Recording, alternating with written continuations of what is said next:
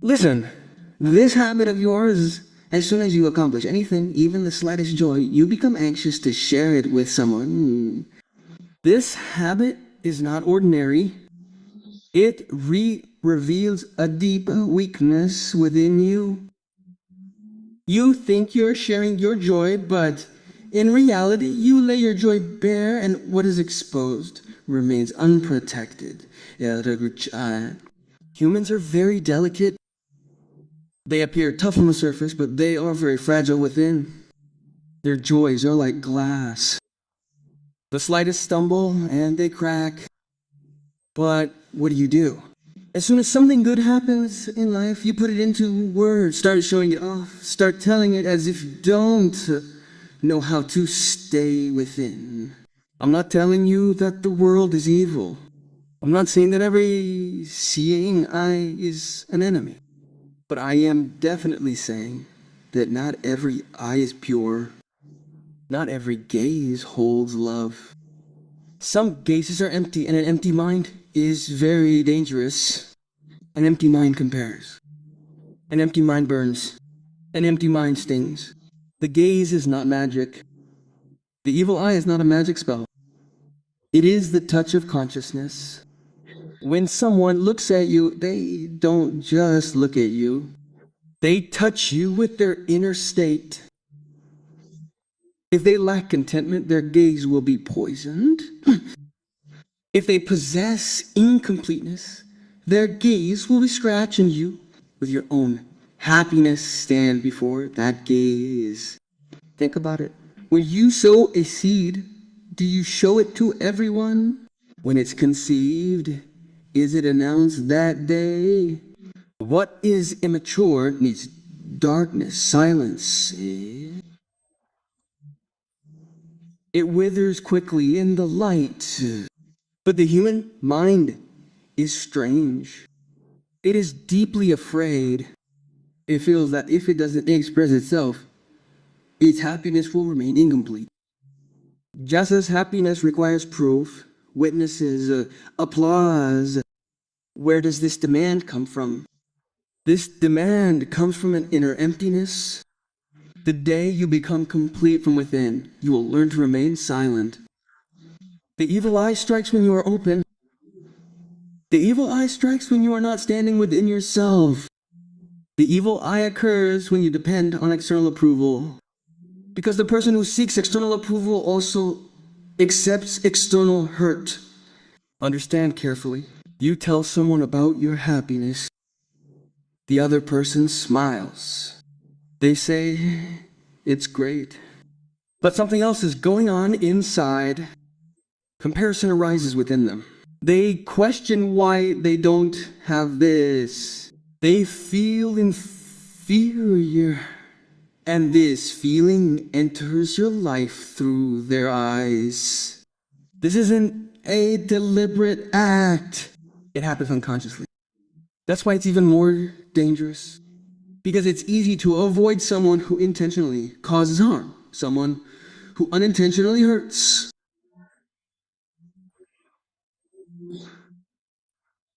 People of old, that's why they lived their happiness quietly. They didn't make a fuss. They didn't flaunt their plans. They knew that what's just brewing shouldn't be exposed. Today's man is the opposite. He speaks first, then acts.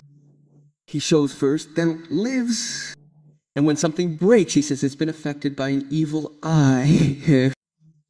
The evil eye doesn't come from outside. It's invited from within. When you give words to your happiness, you weaken it. Words are heavy. They divide energy. The joy within starts flowing out.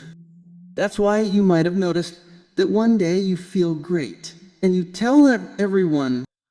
The next day, that wonderful feeling disappears. You wonder what happened. Nothing happened. You threw it out. Happiness lives within, not outside.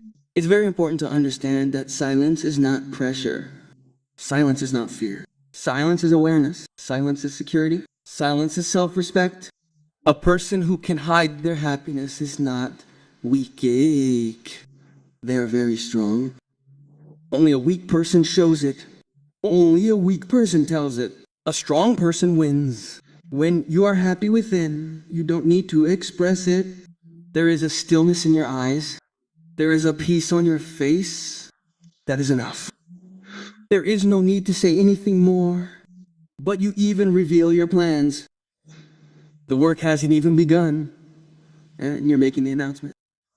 You haven't even dreamed the dream yet, and you've given it words. Then that dream remains incomplete, and you wonder who cast the evil eye on you. The truth is that a dream isn't safe until it deepens within you. Showing what hasn't deepened is suicide. The evil eye is caused because you're insecure.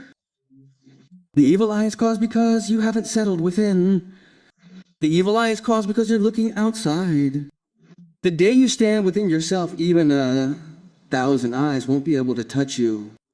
This is something to understand, not to believe. As soon as you understand, your behavior changes. Right now it may seem strange. You may feel that silence is a burden. But silence isn't a burden, it's rest. To remain silent is to gather yourself.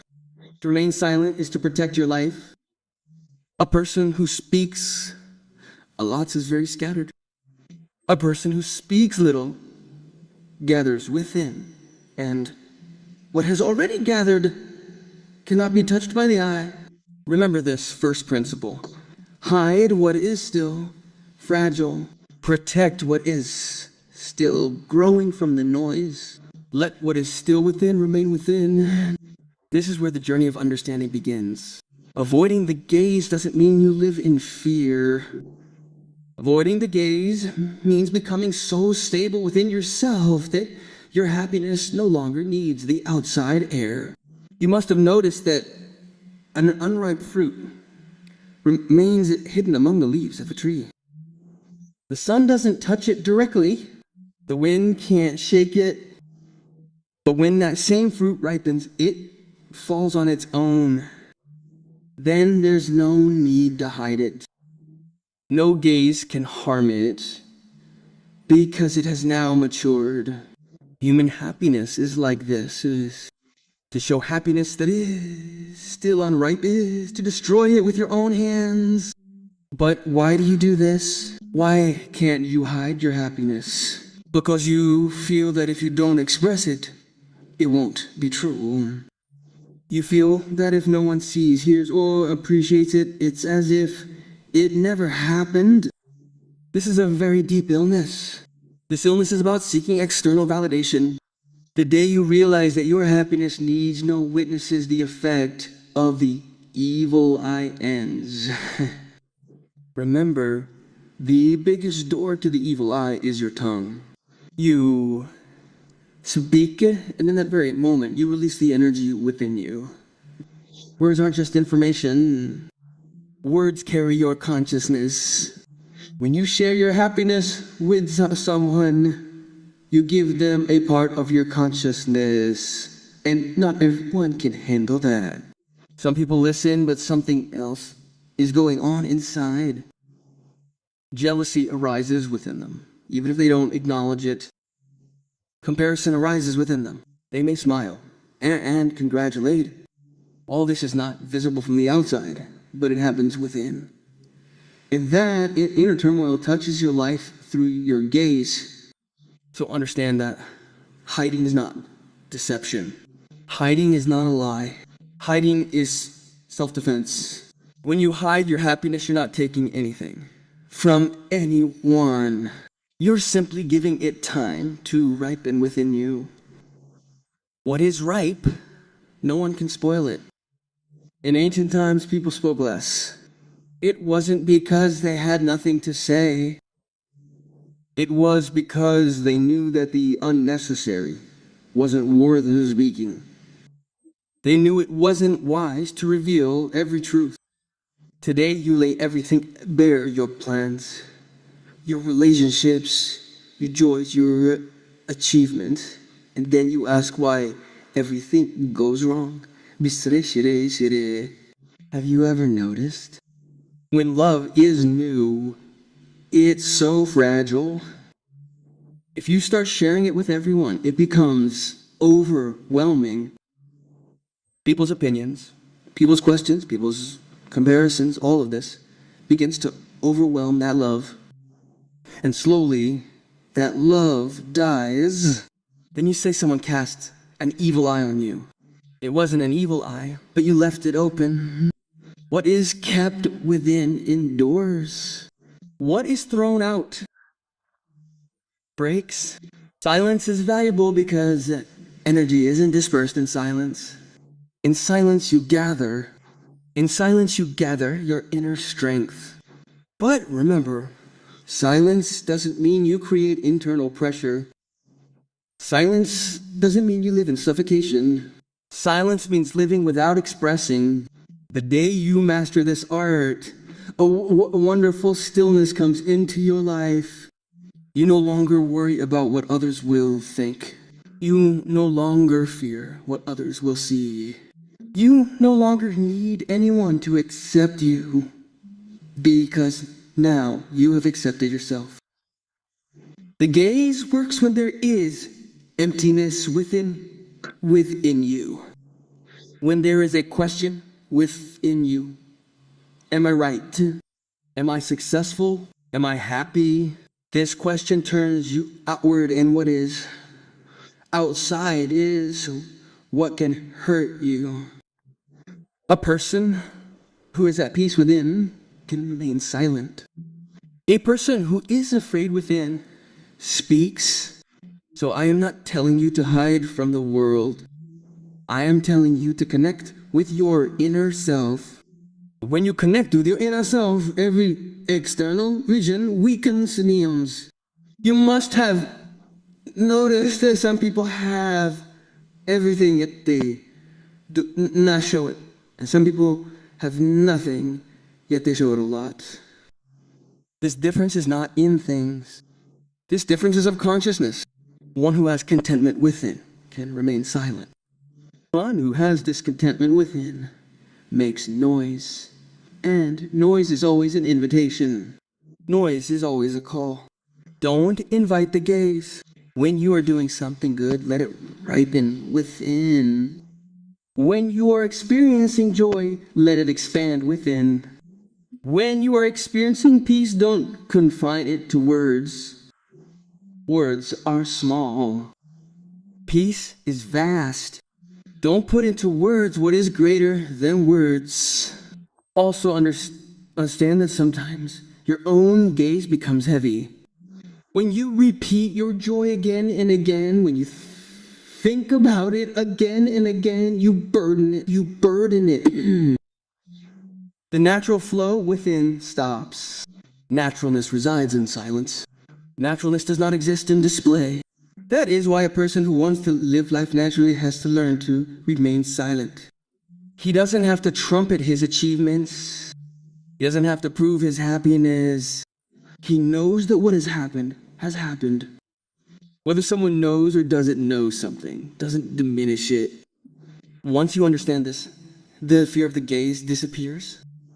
Because now the very basis of fear has been destroyed.